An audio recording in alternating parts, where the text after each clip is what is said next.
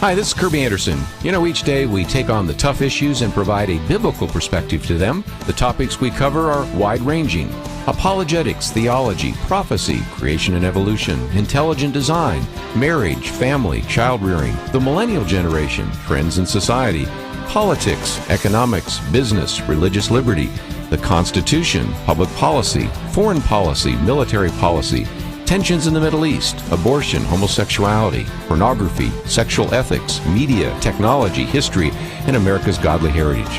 We talk about anything that affects your faith, your family, or your freedom. So don't go anywhere, because Point of View starts right now.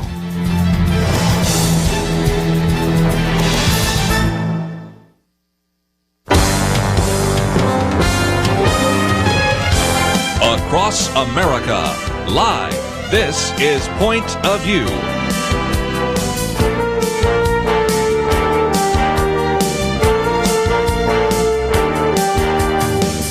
And now, Penna Dexter. Thank you very much for joining us for Point of View. I am Penna Dexter. A lot of you miss Kirby, and he will be back in the saddle here on Monday. He's had several different projects he's been involved in, but he's going to be back, I think, for a good long period of days. So those of you that are really missing Kirby know that he will be back tomorrow. Kelly Shackelford and Mike Berry will join me, and we have got a full plate, including Gary Bauer, to talk about the Iran vote. And so you won't want to miss that. But today, you know, it's becoming more and more common that a story about people that we've really never heard of becomes big news and touches our hearts. And you can think of the story of forgiveness that took place in Charleston, South Carolina, when the shooter, Dylan Root, was forgiven for killing basically 9 people. And so that was one. And sometimes these issues and these things that happen, people decide to use them for their own political and issues ends.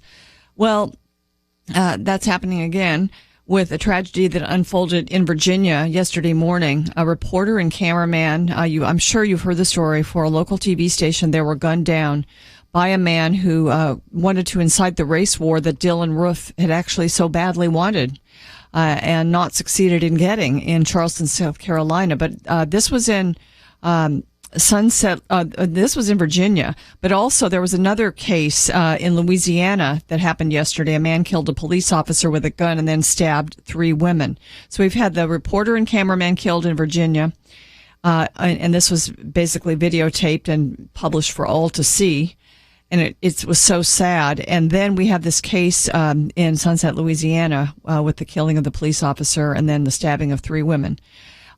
So immediately we hear calls from these things for gun control. And there is no evidence, though, when you look at it, that more laws would have prevented these tragedies, more laws against guns, of course, unless guns are altogether banned.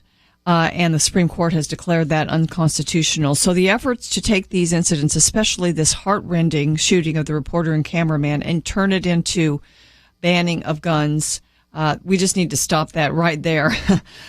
So, ladies and gentlemen, I just wanted to point that out. And Eric Erickson talked about it on Red State today. He said that we did see evil in Charleston. We also saw it yesterday in Virginia.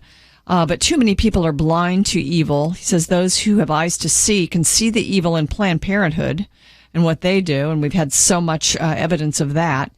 And then he says those who have eyes to see can also see the evil in collapse of families and the rise of dysfunctional young people without a relationship to one parent or another. So the breaking down of families is another evil. Evil exists, says Eric. It exists in degrees. It is sometimes obvious and sometimes not, but it's here in the world.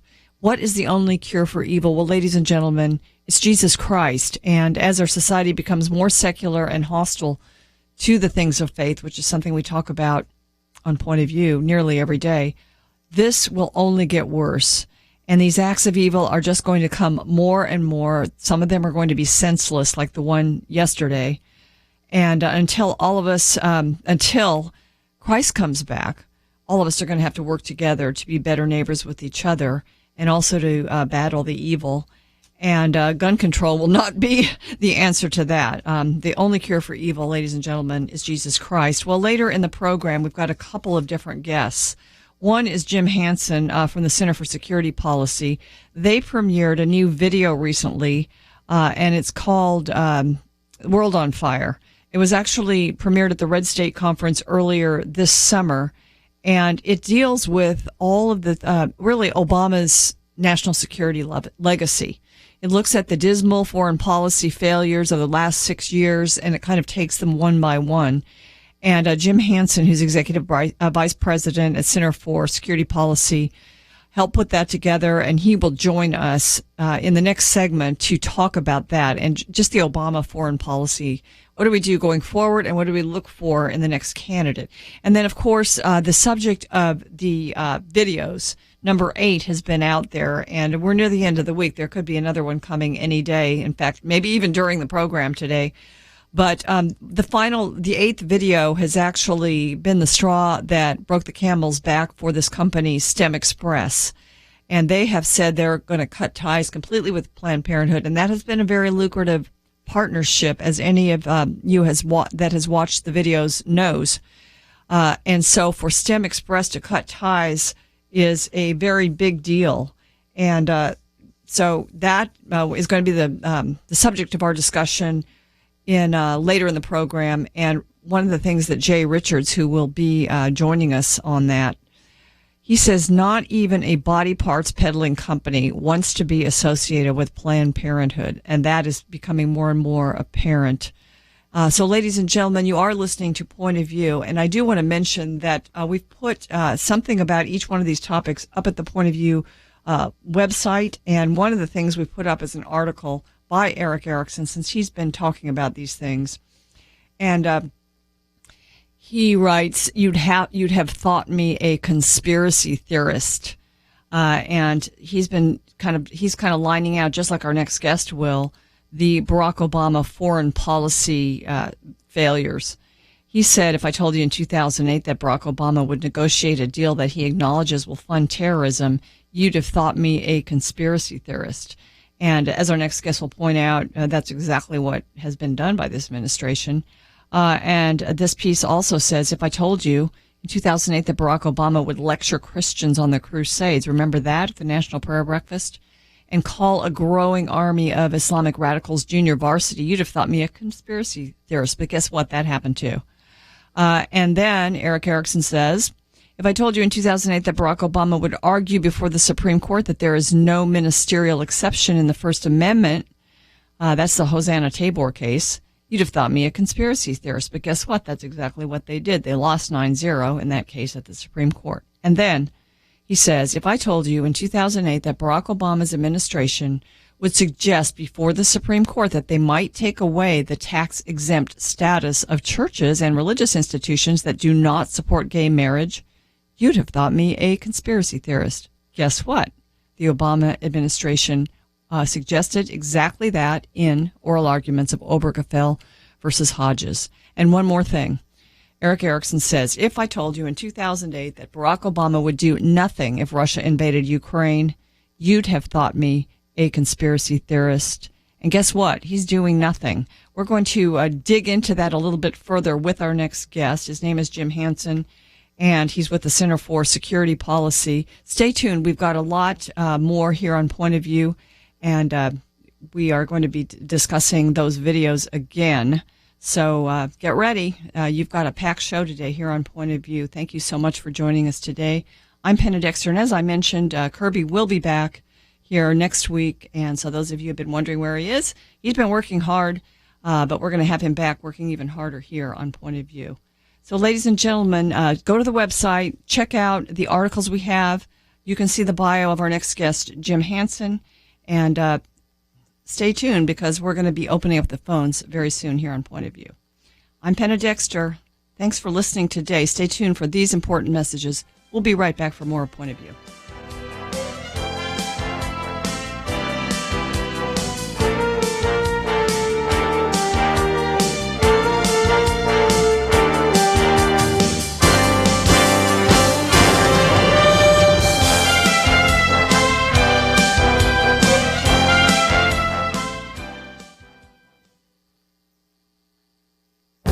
This is Viewpoints with Kirby Anderson. At one time or another, we've all heard the comment that what we believe may be true for you, but it isn't true for me. In his article, Francis Beckwith provides a humorous but instructive way to respond to that oft-used comment. He said, several years ago, after a pickup basketball game, I got into a discussion with one of my teammates about a book I was reading on the Christian philosophy of religion. When I mentioned that the book claimed that a Christian may have a rational warrant for his theological beliefs, my teammate, a committed believer in reincarnation, responded, well, that may be true for you, but it's not for me. We've all heard someone say something like that, so let's rejoin Francis Beckwith and hear how he handled it.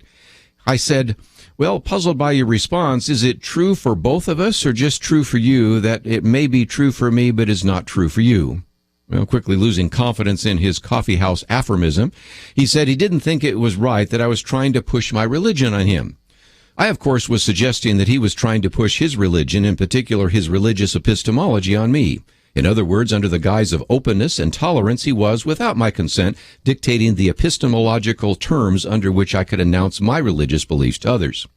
Now, Francis Beckwith is using some big words here, but essentially what he is saying is that the phrase, it may be true for you but not for me, is actually pushing a particular philosophy of knowledge. So it is indeed ironic that his basketball teammate then retreated to saying that Francis Beckwith was trying to push his religion on him. Without realizing it, his teammate was more dogmatic than he ever realized. I think he ended up learning some philosophy and apologetics on the basketball court. I'm Kirby Anderson, and that's my point of view.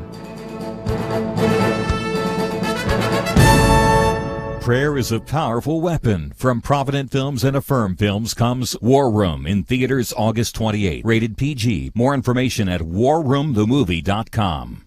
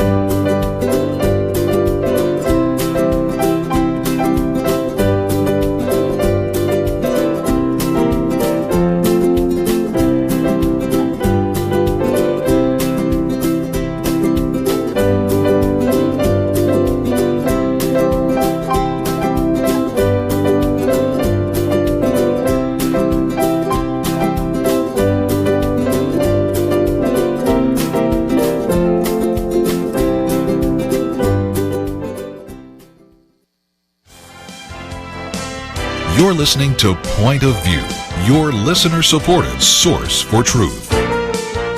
Welcome back to Point of View. I'm Penna Dexter. I've been noticing in the news that several Democrats have been going to the Senate floor and talking about the Obama deal with Iran and basically giving very long speeches explaining why they are going to approve of it. And really what's going to happen in the Congress, it won't be the Congress approving this deal. It will be the Congress disapproving of the deal. President Obama then will veto that disapproval, and then there will have to be a veto-proof majority in order to stop the deal from going forward. So it's a very high bar, and this is what's going to be happening.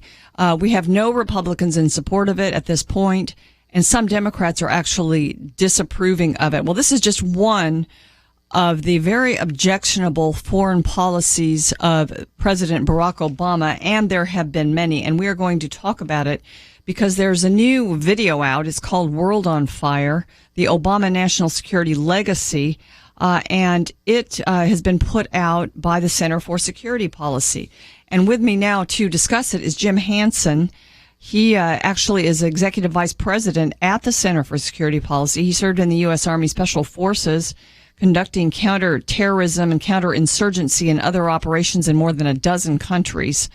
And he provides expertise in the art of war and also in media.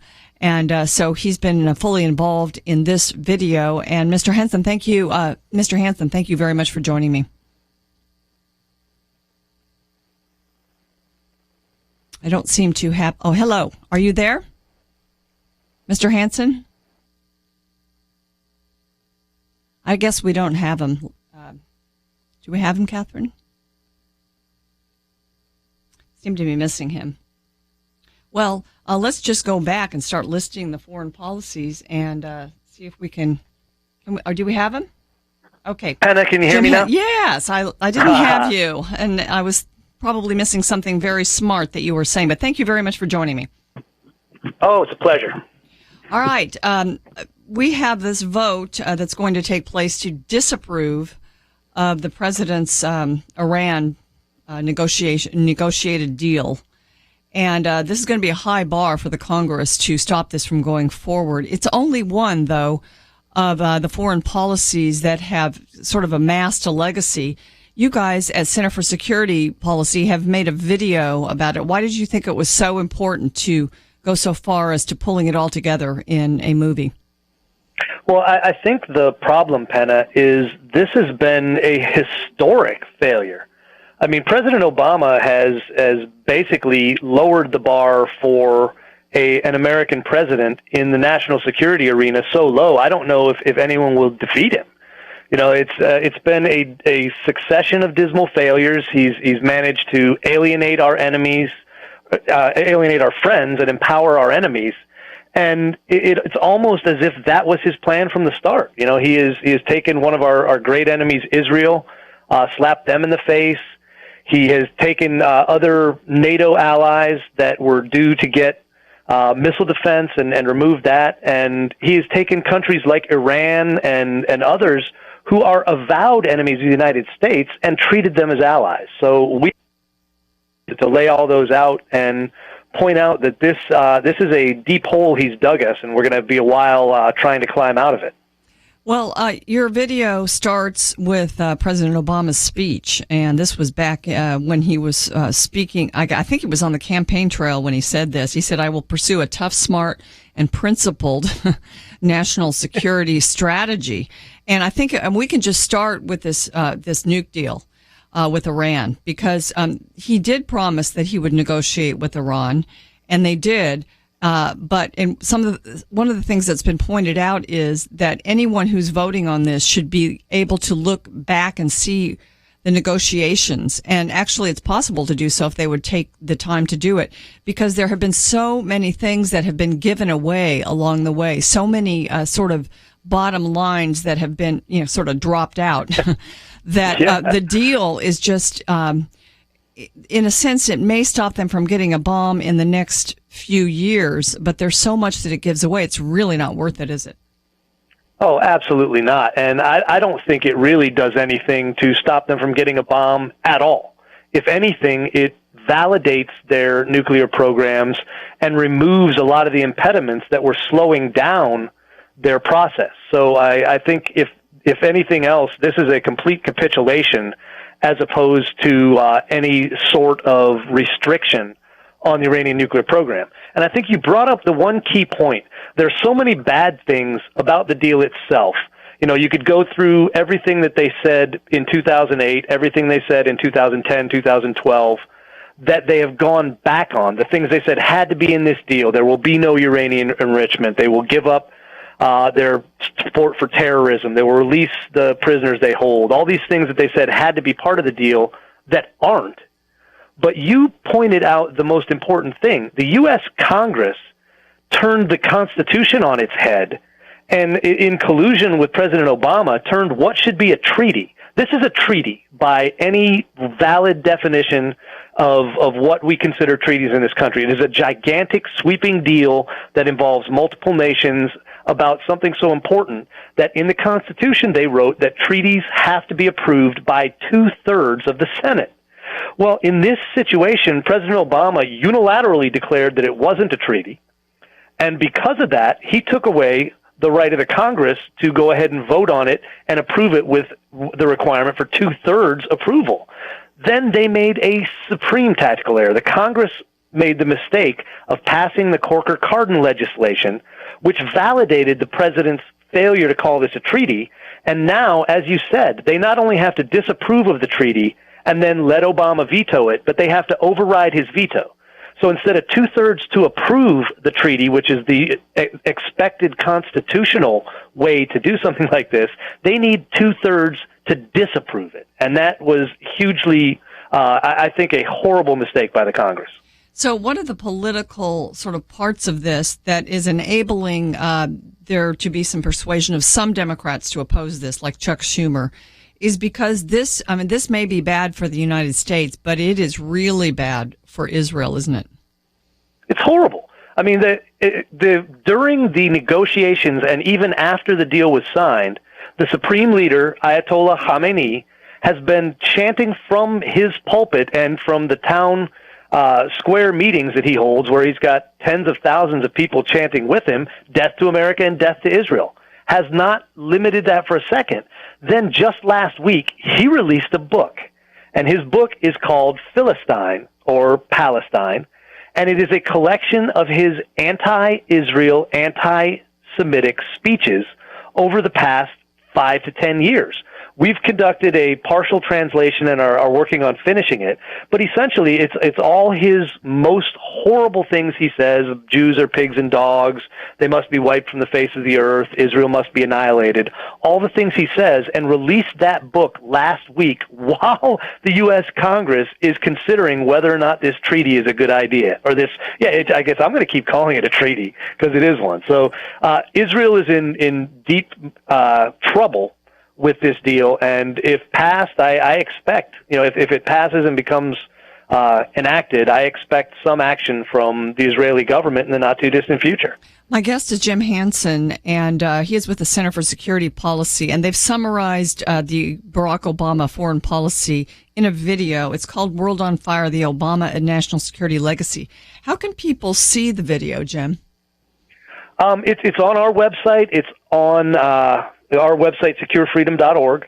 Our YouTube channel is Secure Freedom. They can find it there, along with we make a lot of multimedia products because a lot of think tanks produce white papers and big dusty books that people don't read. Mm-hmm. And we decided that we wanted people to actually engage. So we make a lot of short-form videos and explainers to take some of these national security issues and break them down so you don't have to be an inside-the-beltway wonk to understand what they're actually about. So there's a lot of stuff they could find at either of those sources.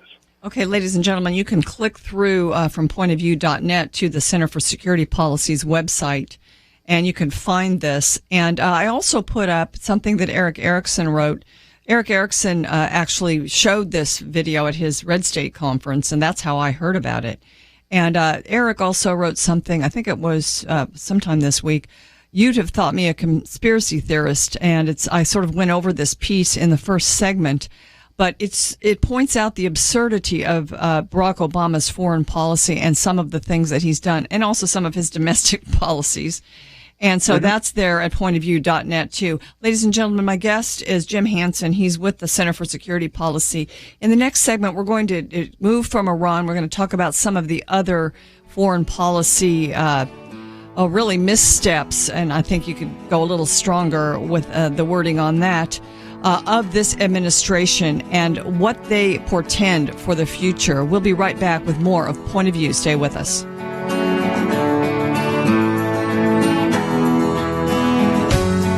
Hank Aaron and Tony Gwynn. Even if you're not a big baseball fan, there's a chance that you've heard each of those names. Hammer and Hank hit 755 home runs. Gwynn, a contact hitter, better known for singles and doubles than the big bomb. But both men are in the Hall of Fame, and any team would have been glad to have them. Point of View needs a team of partners, including both Aarons and Gwynns. Are you a home run giver, or can you contribute a single?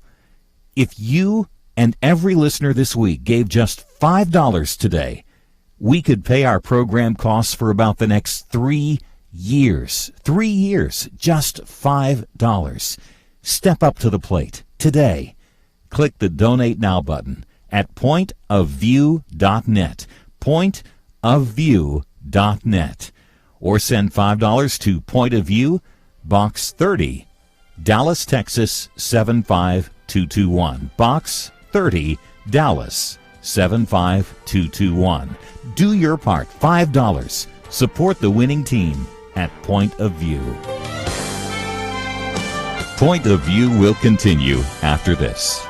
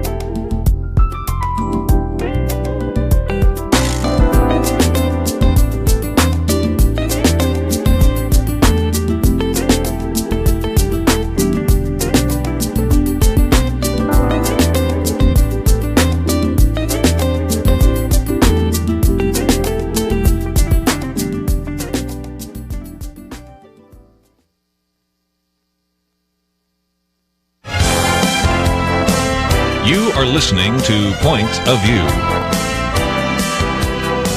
The opinions expressed on Point of View do not necessarily reflect the views of the management or staff of this station. And now, here again, is Pinna Dexter.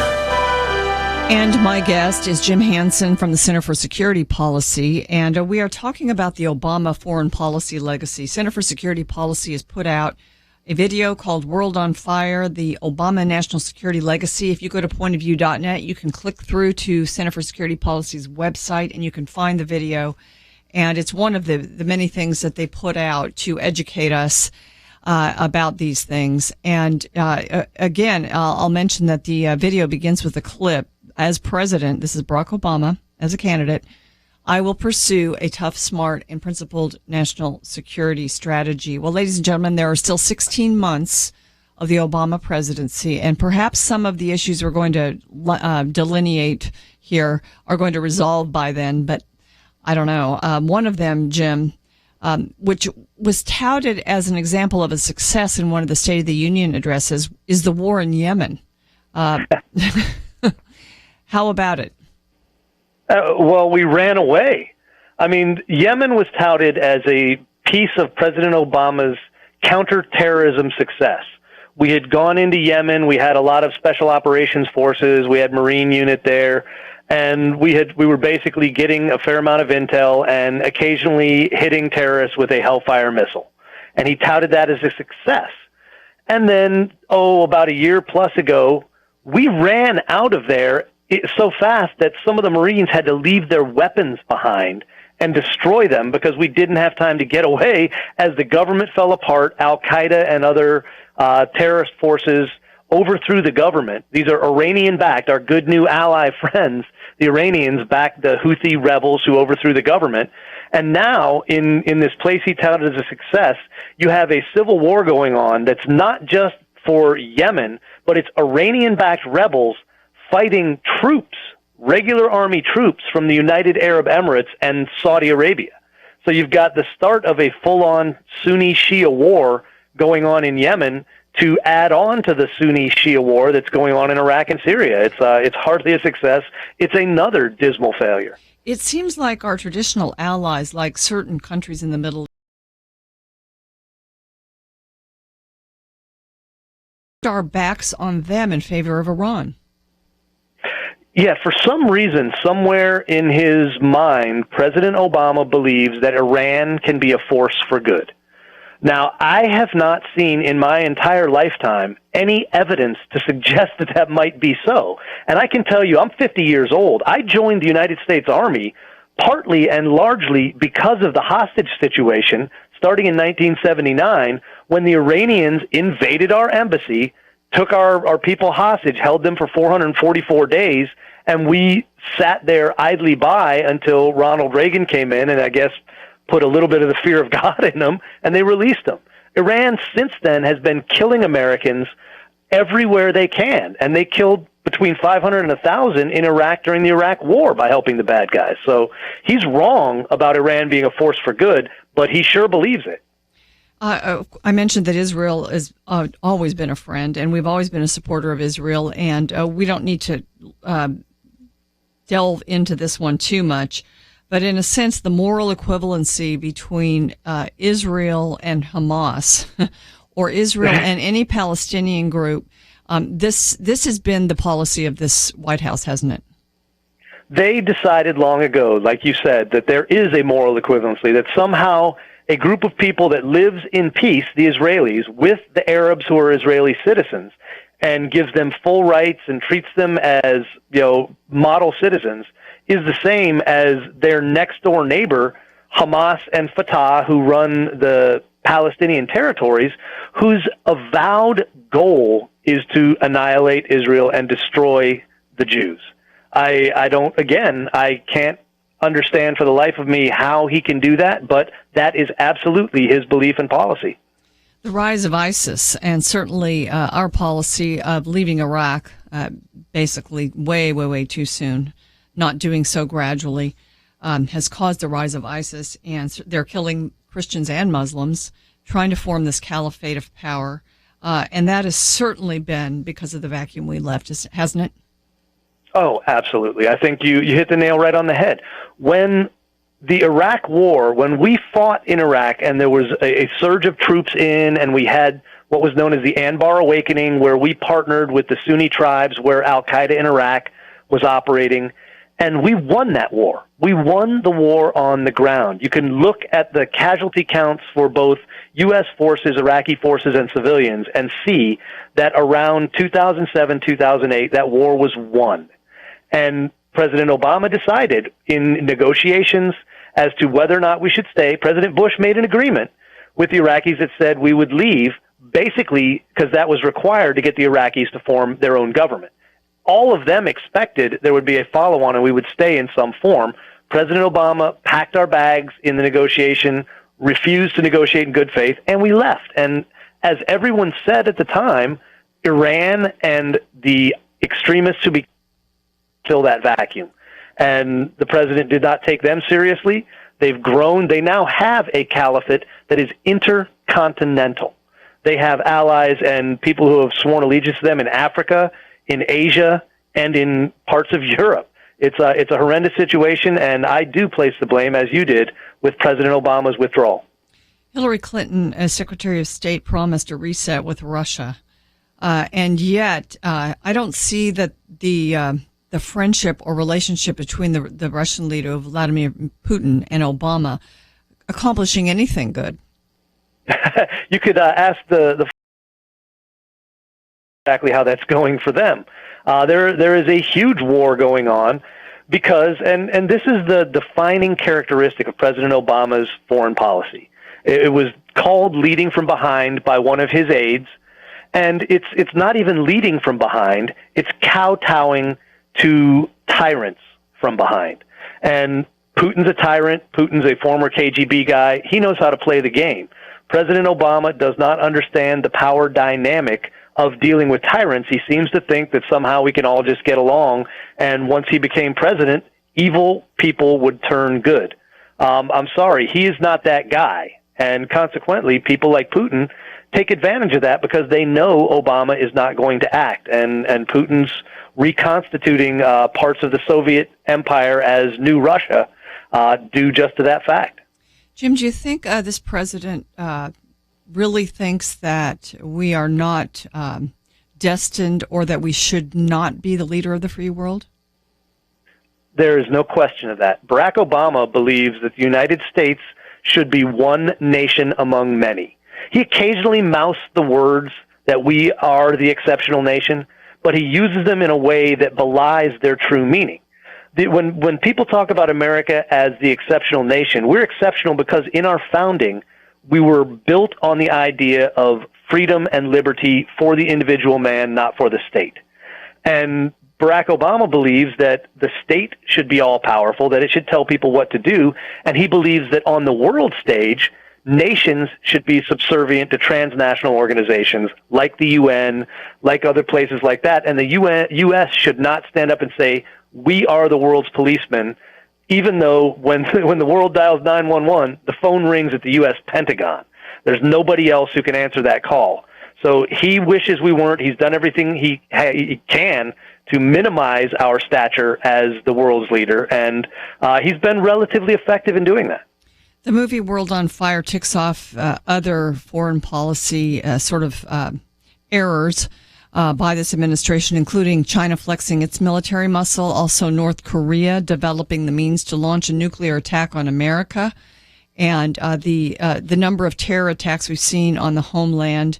And so the final question, Jim, and really only have about a minute, is do you think this can be turned around if a different sort of ideology takes control in the White House?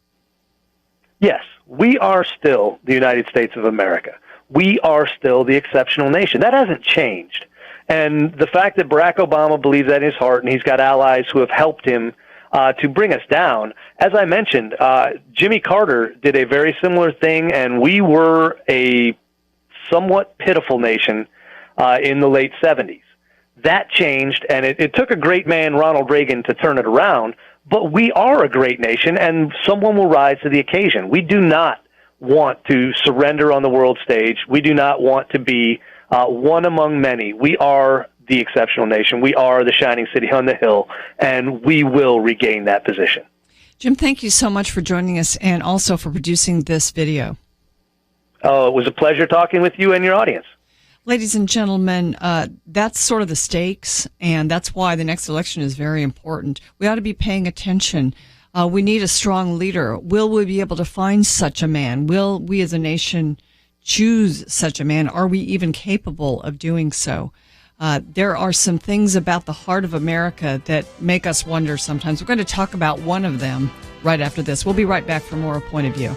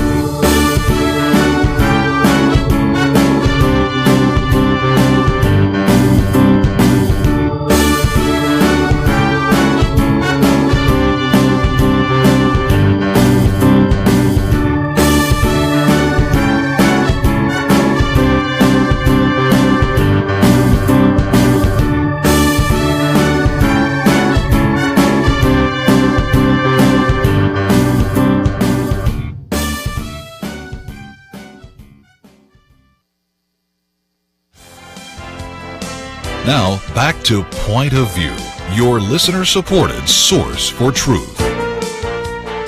Welcome back to Point of View. I'm Penna Dexter. If you've been listening to Point of View, you know that we have covered at length these videos that have been put out by the Center for Medical Progress about Planned Parenthood, about their trade in baby body parts, about the fact that they changed the abortion procedure to get certain intact parts, about the cavalier way in which they discuss this whole issue, and also about StemExpress. And this was the subject of the 8th video that we discussed at length yesterday, which is a leading purchaser of fetal body parts from Planned Parenthood. So they're part of this grisly trade. And it's very interesting because StemExpress, finally, I think because of all this negative publicity, has stated that they're cutting ties with Planned Parenthood. And we're just kind of wanting to delve into that a little bit. And with us to help do this is Dr. Jay Richards, PhD. He's the executive editor and co-founder of The Stream, which has become a great outlet for information about lots of issues that we're concerned with. He's an assistant research professor also in the School of Business and Economics at the Catholic University of America and a senior fellow at the Discovery Institute. He's really an expert in so many areas. And Dr. Richards, thank you so much for joining us. My pleasure. You wrote this piece, Why is StemExpress Cutting Ties with Planned Parenthood? And you say, not even a baby body parts peddling company wants to be associated with Planned Parenthood. Yet most of the Democrats in Congress, as well as President Obama and Hillary Clinton, continue to defend the taxpayer funding of them. Good point. Yeah, it's extraordinary. I mean, what's interesting about this, and folks may remember that here for about 2 weeks, the Center for Medical Progress had been prohibited by a court in California from releasing videos essentially that recorded executives of StemExpress. And so it was StemExpress that went to court to try to keep the Center for Medical Progress from releasing these videos. While this was going on, they suddenly decide they're going to cut ties with Planned Parenthood, which is really extraordinary because essentially their entire business model is based upon this trade from Planned Parenthood. And so we wondered in this piece, what is it that StemExpress knows that we don't know that makes them so worried that they actually want to sort of preempt anything that might come out and sever ties with Planned Parenthood? Well, of course, since we asked that question, the judge, another judge in California, first refused to grant StemExpress a stay, and then in fact said, sorry, Center for Medical Progress, under the First Amendment, can release these. And so they have since, as you said, this week released this 8th video in which we have the CEO of StemExpress actually talking very cavalierly about the sorts of things they do. We suspect there's actually more to it than this, but even in this 8th video, if you check out the stream today, our legal analyst, our editor, Rachel Alexander, argues that just in this video that we have with the head of StemExpress, it looks fairly clear that they're involved in illegalities. And the reason is because Planned Parenthood, by federal statute, is prohibited from making a profit in exchange for fetal body parts. So they can, at least officially, they can recoup cost, sort of shipping and handling, to speak morosely about this, but they can't make a profit. What's clear in this video is that StemExpress is coordinating action and has been coordinating action with Planned Parenthood in order to help Planned Parenthood make a profit, and that becomes apparent in this 8th video. And so what that would mean, essentially, is that StemExpress, it's legal for them to make a profit, but if they're helping Planned Parenthood make a profit, they're essentially involved in conspiracy against the federal government. So it's quite understandable now why StemExpress would very much have liked these videos not to be released. We've just seen one so far.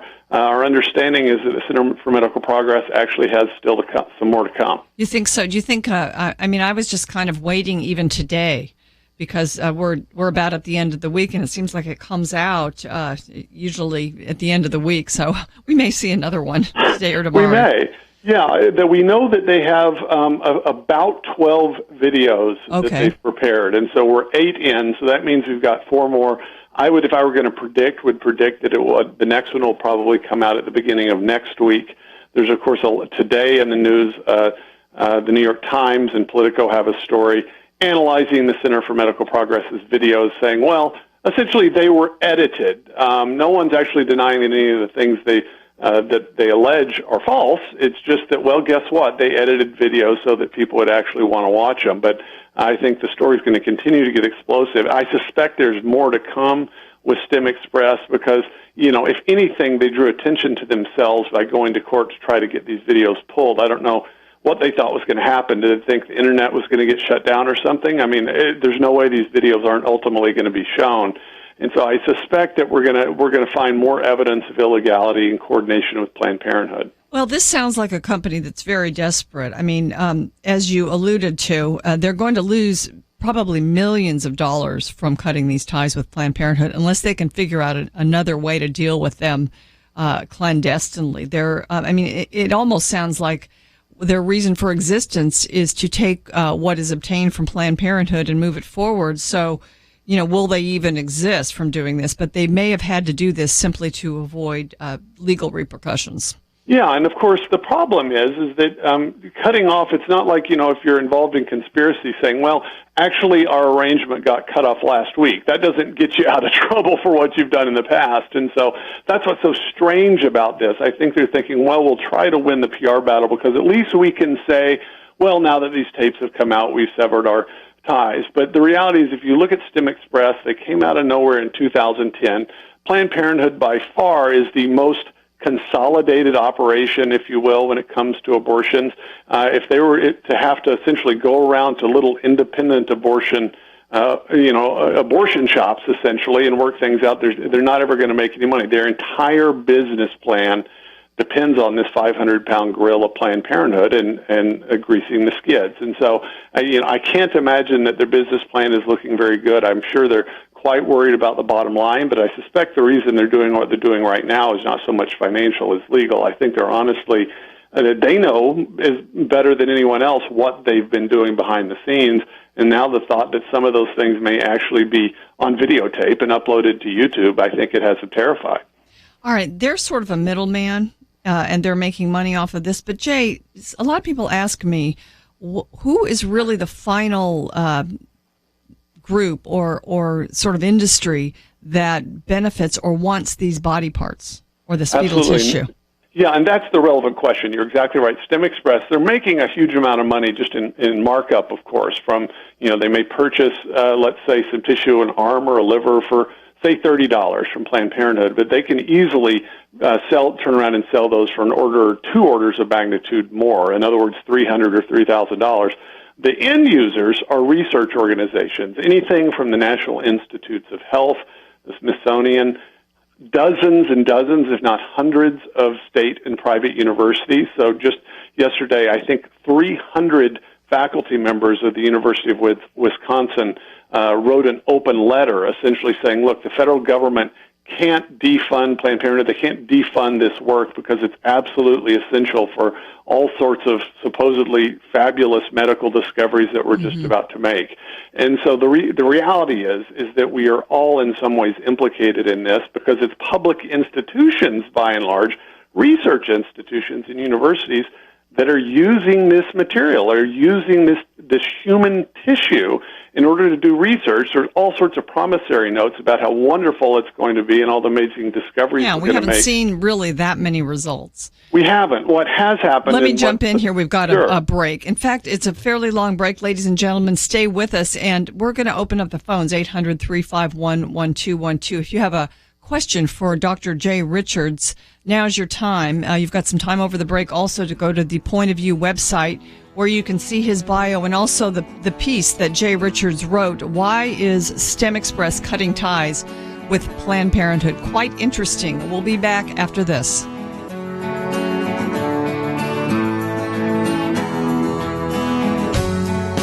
Imagine you're in a room with 99 other people, 100 of you total. All of you listen to Point of View. You have that in common. What you don't have in common is that only one of you, actually less than 1 in 100, has ever supported the work of Point of View. That's what a recent study showed. 1 in 100. Fewer than 1% have given. 99% have not. You listen. So I know you appreciate what this program provides. Now, I invite you to move from the big group to the little one. If 1/3, 33% of those listening gives just $5 this week, we could fully fund Point of View for a year, 12 months. Not everyone will, not everyone can, but can you give $5 today, or maybe $55 or $105? Click the Donate Now button at pointofview.net, pointofview.net, or send your gift to Point of View, Box 30, Dallas, Texas 75221. Box 30, Dallas 75221. Join the few, the thankful. Support Point of View. Point of View will continue after this.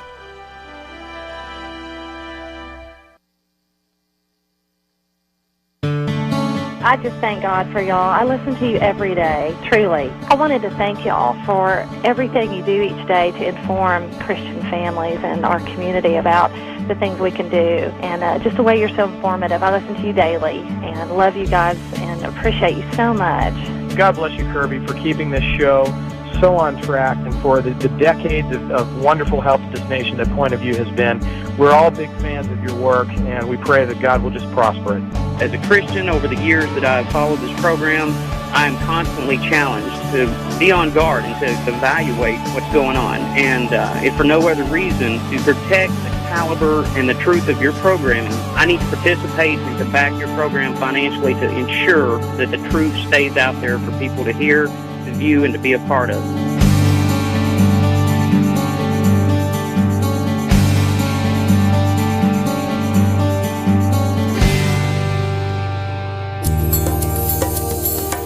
This is Point of View Radio.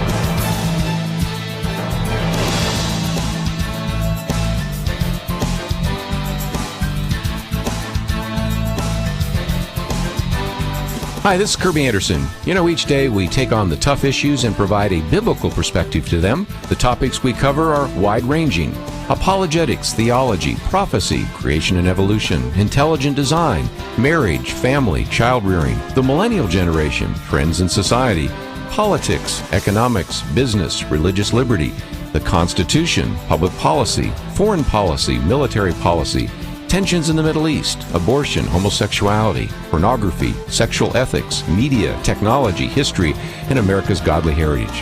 We talk about anything that affects your faith, your family, or your freedom. So don't go anywhere, because Point of View continues right now.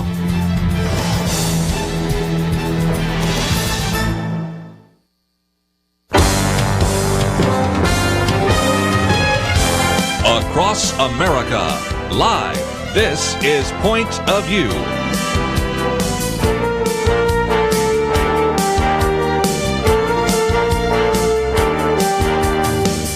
And now, Tina Dexter.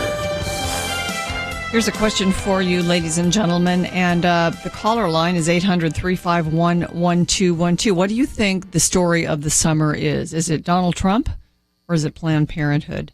We've got a piece up at pointofview.net that answers that very question, or at least deals with it. So you might go there to pointofview.net, or just give us a call and tell us what you think. Is the story of the summer Donald Trump, or is it Planned Parenthood? My guest is Jay Richards, and I mentioned that he is well educated on so many topics. I know Kirby loves to have Dr. Richards on the program, and I just want to mention a couple more things about him. He has a PhD with honors in philosophy and theology from Princeton Theological Seminary, and he's written a lot of books, some that we've benefited from, and you may not even know that you have. The Privileged Planet, also Money, Greed, and God, and the New York Times bestsellers Infiltrated and Invisible. So, Dr. Richards, we're so glad you're with us, especially to talk about this important subject, and it is important, isn't it? It really is. I mean, I honestly think in terms of cosmic significance, this is the story of the summer and of the year. I mean, it's honestly, I think it's the Dred Scott issue. It's the human slavery issue of the 20th and 21st century. It's as morally consequential. It's ultimately, I mean, in many ways, I think these videos, they're both horrific, but they're also an opportunity for the American people. We'll never again be able to say that we did not know what was happening behind closed doors. We'll never again be able to pretend that abortions are simply sort of nothing more than getting your appendix removed or something like that. It's now wide open for anyone with eyes to see to be able to see it. So I think it's either going to be an opportunity for us to rise up and to do what's right, or it will ultimately be, I speak as a Christian, as a source of judgment, because we will now be able to be held accountable for what we're doing, because we're all implicated in this. It's our state universities that are the beneficiaries of this abortion market, and they're the kind of end users of it, and they're publicly funded. And so this is ultimately funded by tax money, so it's ultimately all funded by the American people. We discussed the 8th video, and in that video you have Kate Dyer, who runs StemExpress, and she's talking about this discussion is sort of about shipping of the tissue. And she's talking about these research institutions, these labs, and how squeamish some people get when they have to open the boxes. And, just quoting StemExpress and Kate Dyer, as you probably know, one of the issues with neural tissue, it's so fragile, it's insanely fragile. And I don't even know, I was going to say, I know if we get requests for neural, it's the hardest thing in the world to ship. And so then the buyer asks, you do it as the whole calvarium, that's the head. Right. And then the answer was, yeah, that's the easiest way, and we've actually had good success with that. And the buyer says, this is gross, make sure the eyes are closed. Yeah, tell the lab it's coming so you don't surprise them. And that was pretty disgusting, but it goes on to talk about how they don't want to know where some of this tissue comes from, where they're like, we need limbs, but no hands and feet need to be attached. And you're like, oh, they want long bones. And then they continue with this. They want you to take it all off, like make it so that we don't know what it is. Yeah. It's like, but we know what it is. I mean, with their lab. So this goes to that whole stigma. Oh, yeah. And their lab techs freak out and have meltdowns, and so it's just kind of like, yeah. And I think, quite frankly, that's why a lot of researchers, ultimately, some of them get into a lot of other things, right? They want to look at bone marrow, they want to look at adipose, they want to look at adult human kind of adult-based sampling, because they sort of want to get away from having to publish a picture, a paper that says we derived this from fetal tissue. Okay. Jay Richards, she almost sounds disdainful of someone that would be disgusted by this. Well, she does, though I think it's sort of a telling cackle that she gives away. I mean, she says, of course, these lab techs, these are people, think about it. You're a postdoc at the University of Wisconsin, and suddenly you get an obvious human body part in the mail. You're imagining you're going to get some cell sample or something like that. And, of course, she's talking about, look, if somebody wants neural tissue, the best way to keep it together is to ship the whole head. That's what we're talking about. It's guilty knowledge. What she's saying is that people, they don't want to know where it's coming from, but of course we all know where it's coming from. Of course, she herself, though she seems to be sort of embracing that, it's also, I think, a bit of guilty knowledge on her part. She's laughing just a little too strangely. And that's what's so perverse and distressing about this, is that on the one hand, as Paul says in Romans 1, the law is written on the human heart so that we're without excuse. Everyone knows ultimately what they're doing, but at the same time, we can't quite directly face it. We can't directly say what's happening. And so we're in this weird suspended state of both knowing and unknowing, of kind of consciously deciding not to know what we really know. And that's the sort of extraordinary thing about these videos and these conversations that were caught on video, is just the way in which everyone involved in this industry is involved in this perverse kind of guilty knowledge, in which you have to live every minute of your life with this distressing cognitive dissonance. Dr. Richards, I know you have to go soon, but let's take a quick call before you do. Kay is in California. Hi, Kay. Thanks for calling in. Yes, my question for the doctor is, do you believe the reason God is no longer blessing our nation is because of all the multiple amounts of abortion, and now the sale of the fetus baby parts is just so out of control? Well, it is out of control, but I think we have to remember that, God's ways are mysterious. He is long-suffering, but he's also just. And so I'd say in many ways, if we had gotten what we deserved, the country would have already collapsed. I think, if anything, God is staying his hand. And though we might feel like things are going bad, Americans still generally live better than most people in most times in human history, including the current time. So I honestly think God is still staying his hand. The question for us really is how long that's going to last. Okay, thanks for your call. We appreciate it. And thank you. Have a great day. There must be a lot of grace and forgiveness in the heart of God to continue to bless a nation that does these things. But I am grateful, Jay, for those who are exposing it now. It depends, I think, now on what we do with it. Absolutely. I mean, I think there was a point. I noticed the first video that came out, even on my Facebook wall, there were people that were saying, oh, this is a hoax. And so it was clear that there are a lot of people just not quite facing what's going on in the abortion industry. And so now we're going to be in a different stage epistemically, that is in terms of our knowledge as a nation, because no one with an internet connection after this is done will ultimately be able to say we didn't know this was happening. We're all, I think, now going to be held accountable for what we do. Dr. Richards, thank you so much for continuing to write these great pieces and for all the work you do there at the stream. And thanks for joining us today. My pleasure. Anytime.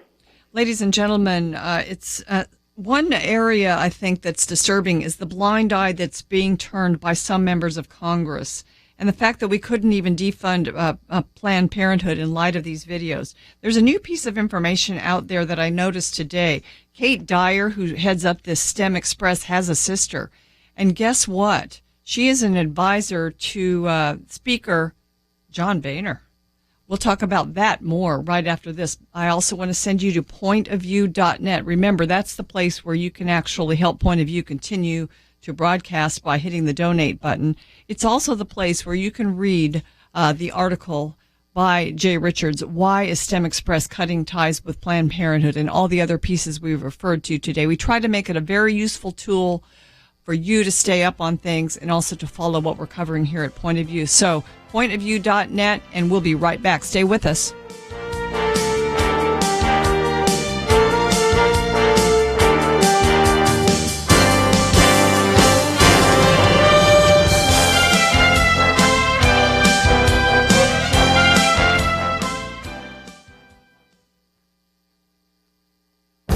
This is Viewpoints with Kirby Anderson.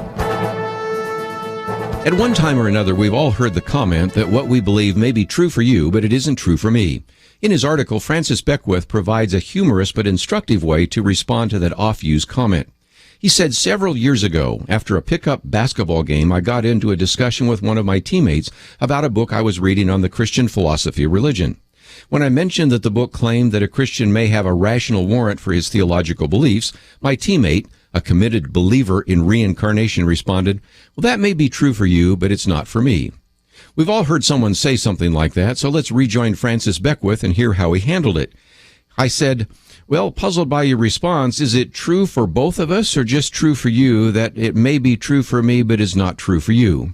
Well, quickly losing confidence in his coffeehouse aphorism, he said he didn't think it was right that I was trying to push my religion on him. I, of course, was suggesting that he was trying to push his religion, in particular his religious epistemology, on me. In other words, under the guise of openness and tolerance, he was, without my consent, dictating the epistemological terms under which I could announce my religious beliefs to others. Now, Francis Beckwith is using some big words here, but essentially what he is saying is that the phrase, it may be true for you but not for me, is actually pushing a particular philosophy of knowledge. So it is indeed ironic that his basketball teammate then retreated to saying that Francis Beckwith was trying to push his religion on him. Without realizing it, his teammate was more dogmatic than he ever realized. I think he ended up learning some philosophy and apologetics on the basketball court. I'm Kirby Anderson, and that's my point of view. Prayer is a powerful weapon. From Provident Films and Affirm Films comes War Room in theaters August 28. Rated PG. More information at warroomthemovie.com.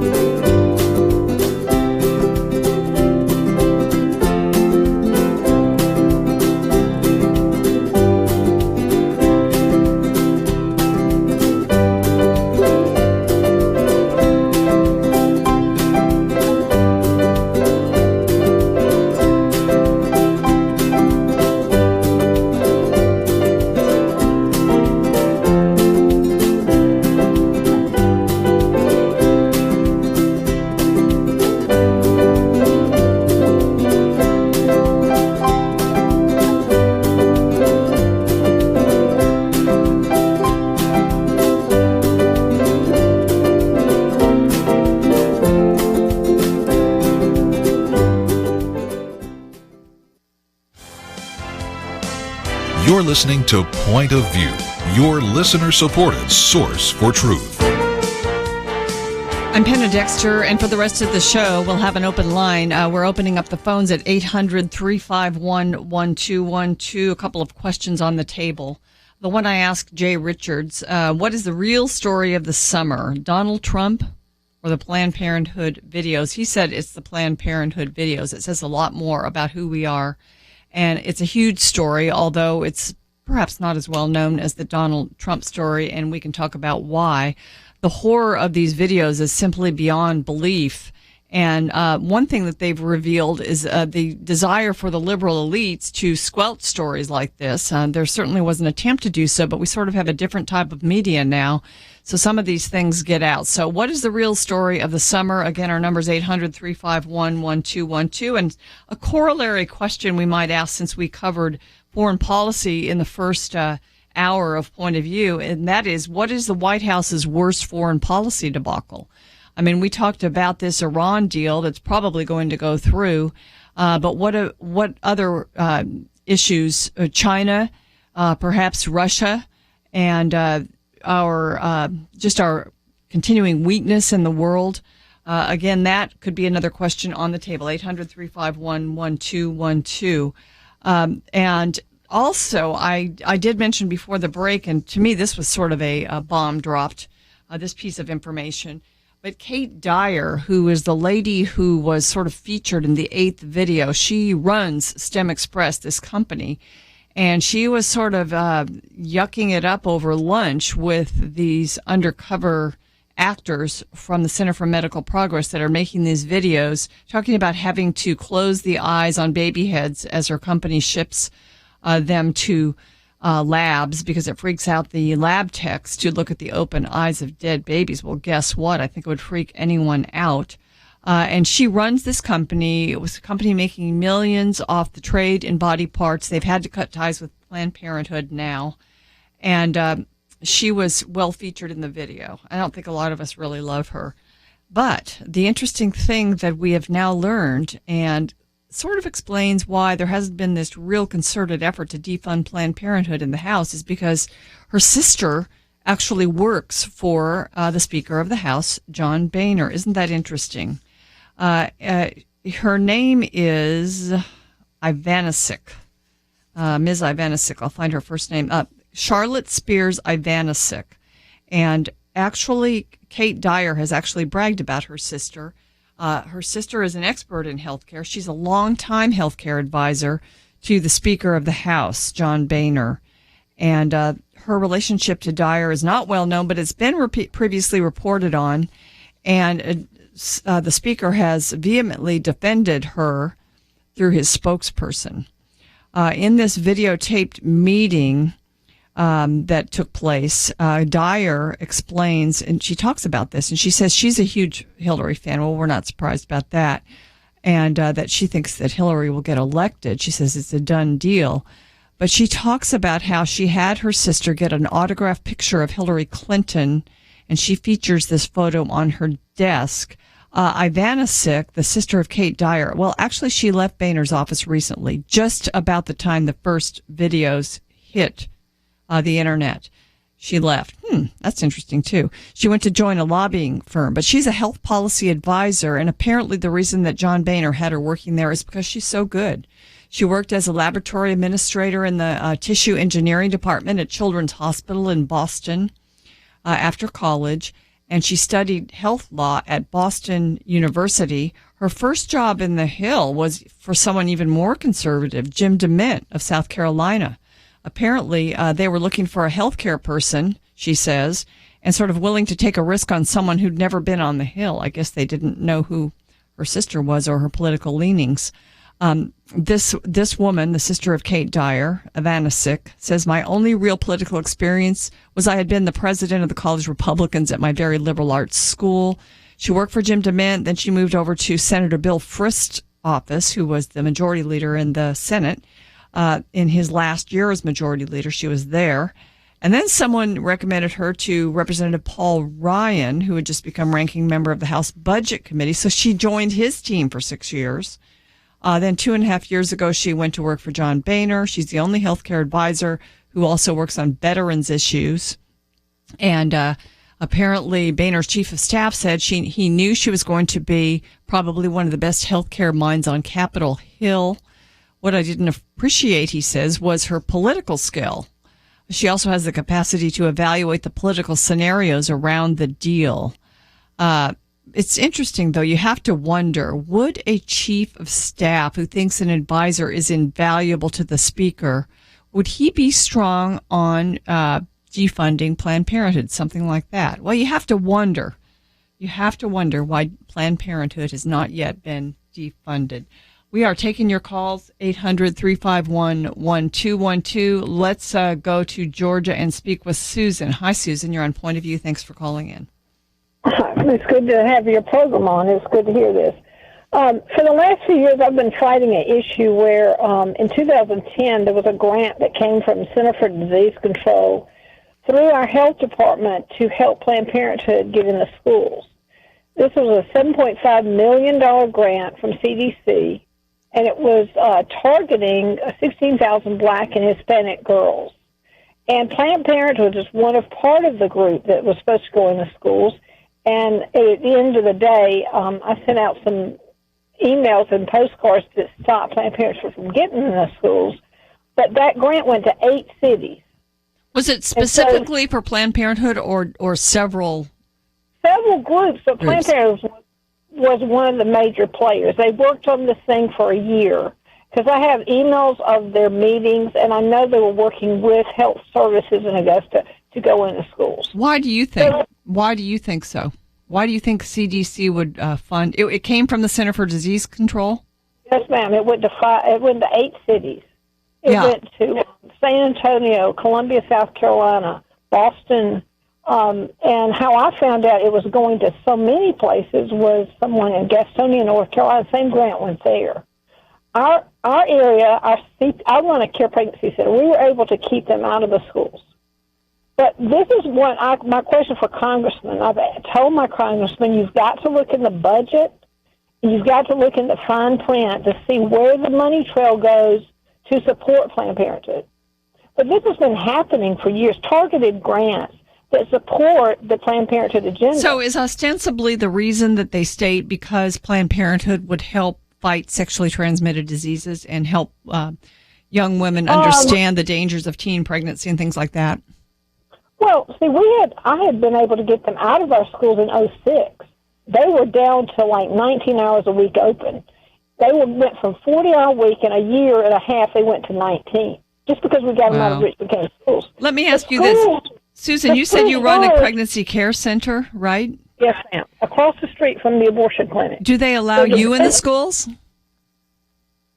No, I was trying to get in with a program called Aspire and Quest the same year, 2010, and I was voted to go in, and all of a sudden at the end of in September, that one meeting, they said my curriculum didn't meet the state standard, which is not true. Next week, Planned Parenthood walks in the meeting with the health services and others, and the school board was going to let them in. So I had to blow it open because I realized they were not going to stop. So you were able to stop it? Oh, yes, ma'am. 7,000 postcards to all my donors. And everybody melted their phones. Their phones melted. Their emails melted. They were going to, one board member said, well, sue me. I said, please sue me, then I get to sue you. And I get to know what all you know. Because this was a plan that was in the making for a year to get this money from CDC, this grant. Mm-hmm. But my problem is CDC needs to decide who they work for and what they're trying to accomplish. Because they're either they're either protecting health or they're protecting abortion. But they need to decide which side are they on. And our congressmen need to understand that kind of money has been coming through. See, HHS, CDC doesn't have to track abortion numbers. HHS does. And so there's a reason why they're sent it through CDC. And so our congressmen really need to be smarter and look at why the money's tracking some ways. Now, since, they I've got to jump in, Susan, because we're coming to a break. But thank you so much. It's been informative to hear what's going on. Go to Augusta Chronicle, February 10th, and the article is printed in the paper. Okay, Augusta Chronicle, February 10th. Listen, ladies and gentlemen, I'm so grateful for people like Susan who are out there fighting, who can dig in and get the information and get 7,000 postcards to stop some funding going to Planned Parenthood to going into her schools. I mean, that is what Point of View listeners do. We try to give you information to help you do things like that. And again, right now during the break, let me send you to pointofview.net. We've got a lot more right after this.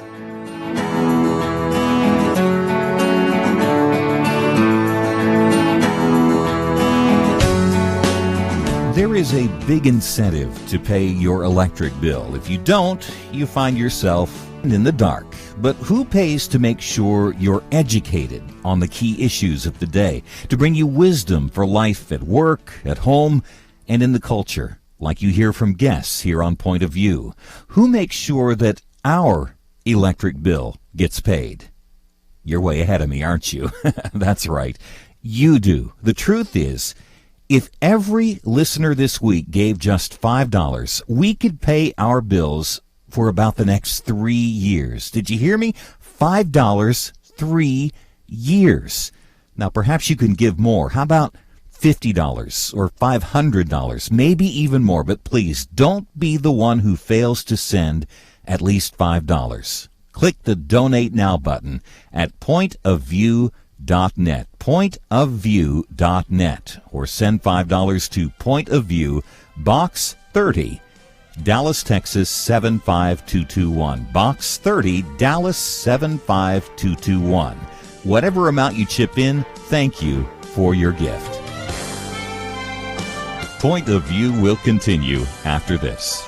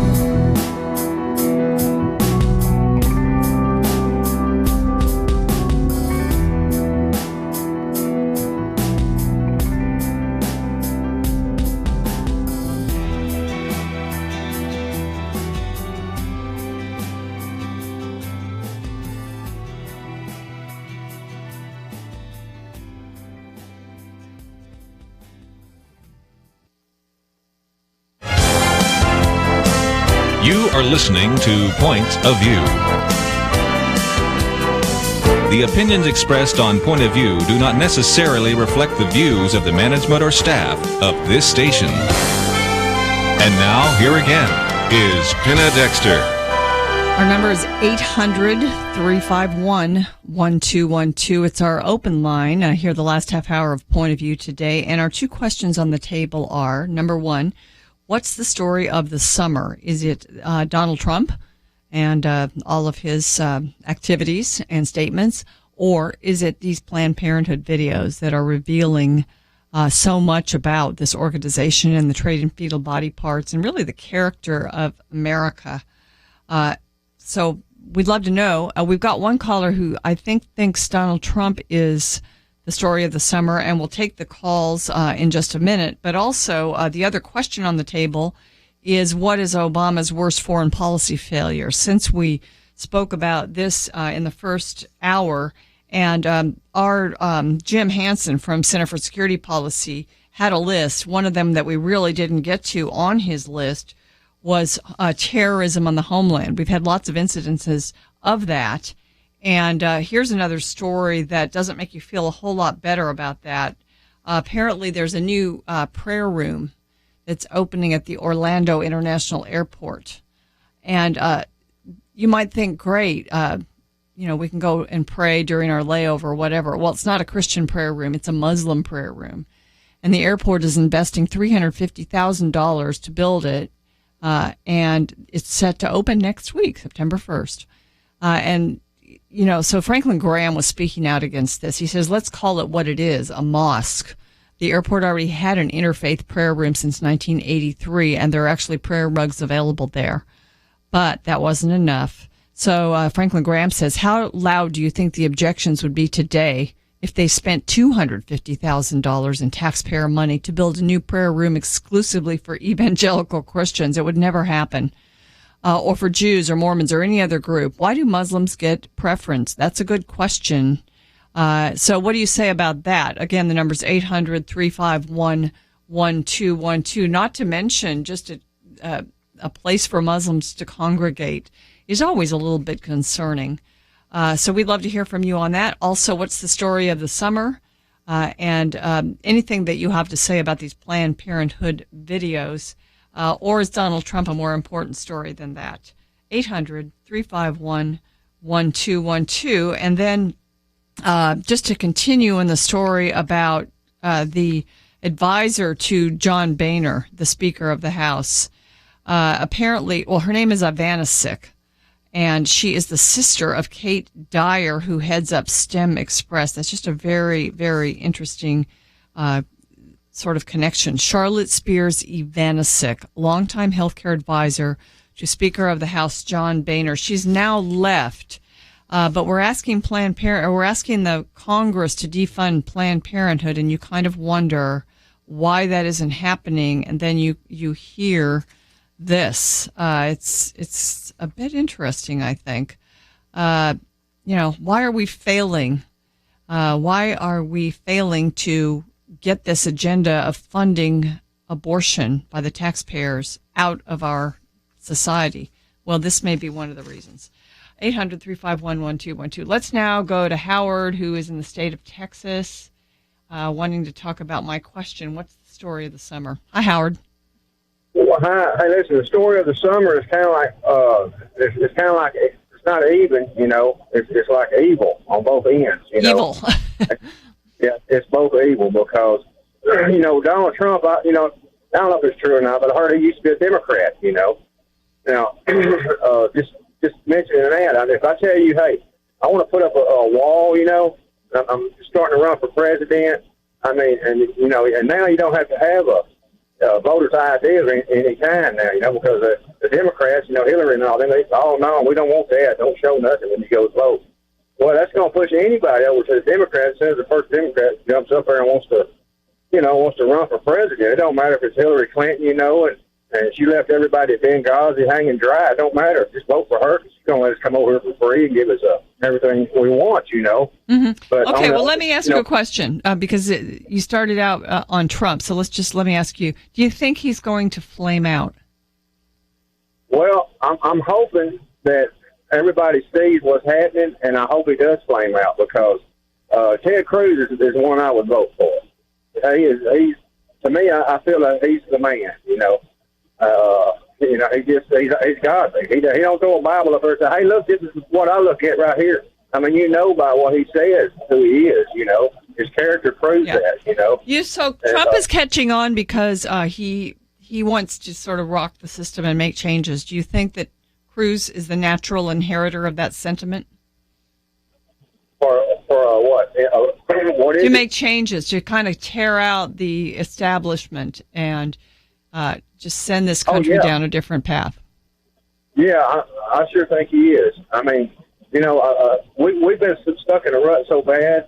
For every 4 years, there's a president elected, and in another 4 years is elected. We're all holding our breath going, man, I hope it gets better, if somebody does something, I do believe that he will stand up and do what should have been done a long time ago, I really do. I mean, it's just, and then this baby deal, these poor little babies never had a chance. That is so sickening. I mean, and you got to make money, you got to do something to make money. And, man, this government that we have right now is so into doing anything they can do to make the money, Yeah, okay. Well, so you've kind of wrapped it up. The story of the summer is evil. It is evil. Okay, Howard. It's totally evil. Thank you so much for calling. We appreciate it. Thank you. Let's go to Tommy in South Carolina. He wants to answer that question about Obama's worst foreign failure. Hi, Tommy. Thanks for calling in. Is making Hillary Clinton Secretary of State. So give me a couple of things she did that make you say that. Well, the number one thing in my mind is Benghazi. My personal feeling is that she is just as guilty of murder as the people over there that actually pulled the trigger and did the attack. She had knowledge and forethought before, during, and after the attack and did nothing about it. And her comment is, at this point, what does it matter? Yeah. But are you disturbed or kind of puzzled right now that the main piece of news about her has to do with her emails? But, we aren't talking much about Benghazi right now, are we? But no, and I think that's by design. I feel quite sure that there's been a lot of politicking trying to keep all of that hush hush. But unfortunately, as the old adage is, beware your sins will find you out. Yeah. And if they take only a small portion, what was it, like 50,000 or so or whatever of her emails, and came out with 4 or 5,000 of the emails, came out with 4 that were classified. So you take that ratio and compound it by how many emails were on her server, I'm sure that's going to grow exponentially. And I just don't understand how she can even be allowed to run for president. Yeah, that may be the question. Well, we will see. And, it's interesting now. We're seeing her advisors, her attorney. All of these people may have touched, this is touching them. They did not have the clearances necessary for handling the emails that they had. And so there's a lot more to that story. But I want to see the issues addressed, too. I mean, I don't think that, even though there's an ethical problem with her, I don't want to paper over the issues like Benghazi that you brought up. I think the Democratic Party is realizing that she is not the person that's going to be be their front runner, and that's why they have talked Biden into trying to throw his hat into the race. Right. Well, okay. The big question is Joe Biden going to be the savior of the Democrat Party? We are taking your calls, 800-351-1212. We got lots of people lining up, and we're going to try to get to as many of you as possible, so stay with us. So you're listening to Point of View. I also want to send you to pointofview.net for all the information and pieces that we have been mentioning today, especially the real story of the summer. We're asking you what the real story of the summer is. We've actually got an article up there from First Things. What is the real story of the summer? And this author, Pete Spalacco, says it is the Planned Parenthood videos, and he makes a very good case as to why. So I would recommend that you go there. And also, as Bob Allen's been telling us during many of the breaks between Point of View, this is a really good time for you to make use of the donate button at pointofview.net to help Point of View continue broadcasting every single day. We'll be right back for the final segment of Point of View. Stay with us.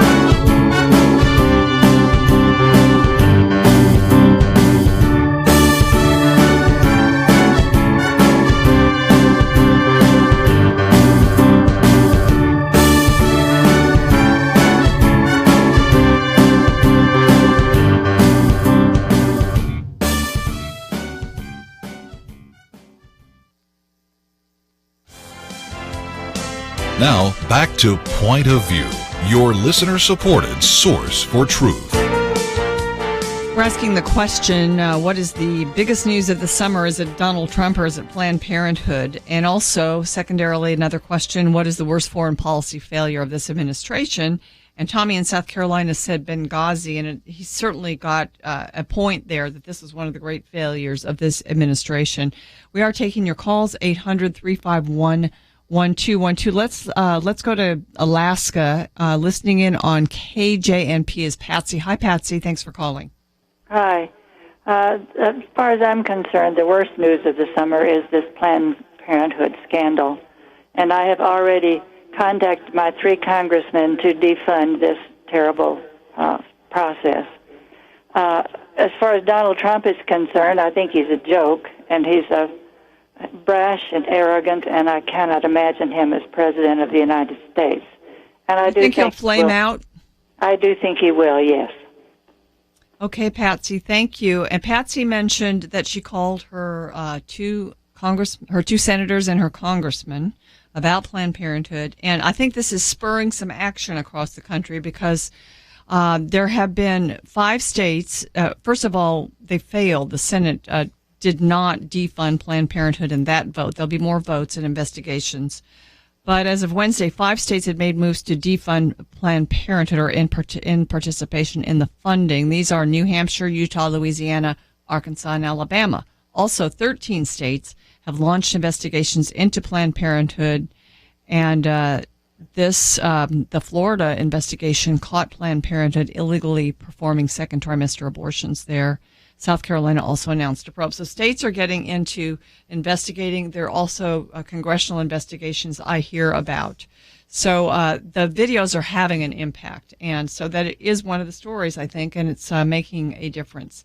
Thank you so much, Patsy, for your call. Let's go to Melissa in the state of Texas. Hi, Melissa. What is the biggest story of the summer? Hi. I think that if you're a liberal, the biggest story of the summer is Donald Trump. I think it's just a smokescreen to distract so many of the liberal people in this country from the Planned Parenthood issue. I think if you're a conservative, of course, Planned Parenthood, the Planned Parenthood story is the story because we want that abortion giant, cut down. We want that with them defunded. We want to stop those atrocities in this country. And you were talking with your previous guest, I believe it was, about God's judgment. And, they've put out 8 videos. These videos speak volumes to the people of the United States of what has been going on, so to speak, right underneath our nose. And the many people that are just stacked on top of, that are involved in all of this, knowingly and unknowingly or whatever. It should be an outcry of our nation.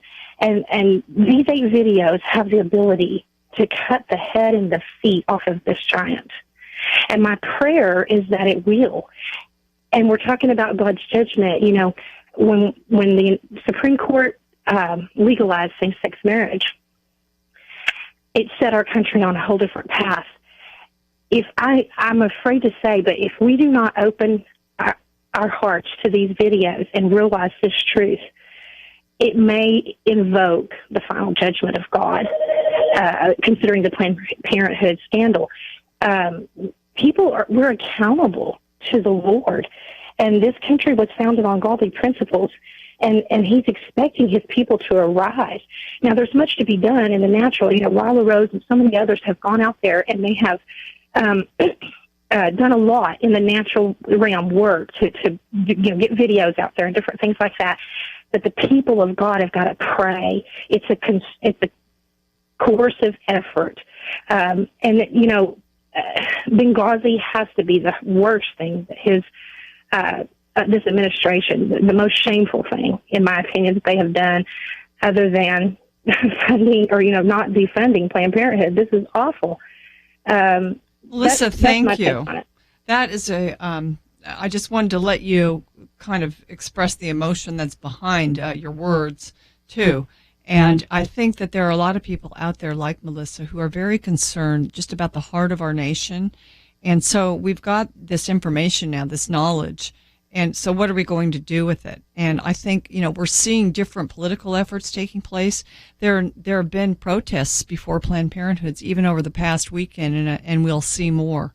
We've seen pastors speaking out about this that didn't really speak out about, quote unquote, politics, but this is not political. So we are seeing it, and we need not turn our eyes from it. As a matter of fact, we should embrace, even though these are, and some people ask, well, why do you talk about this so much? It's because it's really so important, and that's why I asked you the question, what do you think the most important story of the summer is? Well, let's take another call.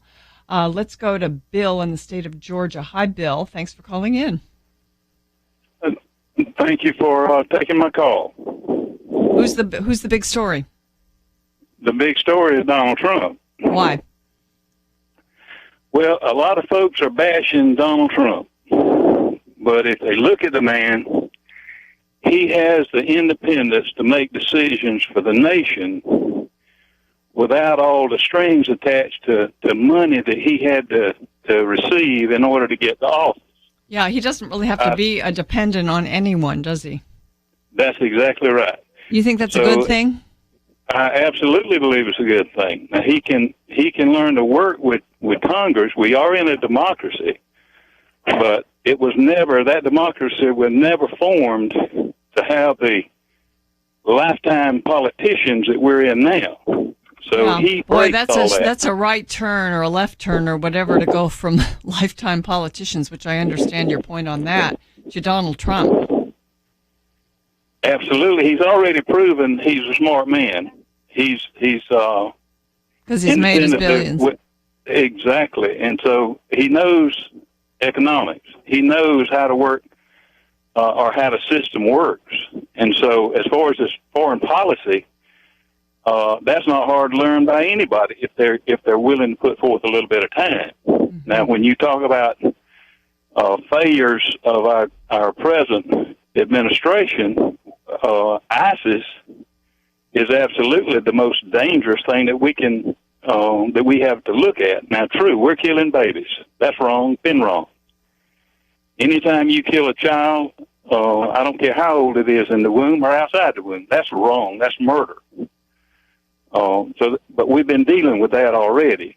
So ISIS is the greatest failure when to withdraw the troops from Iraq, like he did. Then what do you expect? We were ISIS is a problem that actually developed and formed and was birthed under this administration. That's right. They didn't inherit it; they created it. No, he did not. He created it. There should have been a residual force left there to keep things stable. He did not do that. Frankly, I've seen nothing but evidence to say to me that he is Muslim, not a Christian. Now, I don't know. Okay, Bill. Hey, Chuck, thank you so much for joining us today, and I appreciate your call and your input to the program today. Ladies and gentlemen, we're about to end the show. Thank you so much, all those who called in. Tomorrow, it's going to be Kelly Shackelford, Mike Berry, and myself around the round table for your weekend edition. Gary Bauer is also going to join us because we are going to beat around this story of Iraq. This Congress has to disapprove of that resolution, and enough of them need to do so in order to override the president's veto. So Gary will kind of help us to understand what we can do about that, and certainly all the other stories of the week. We hope you have a great night. Andrew, thank you so much for everything you did today. You too, Catherine, and also Chris. Have a great and blessed evening. We'll see you tomorrow.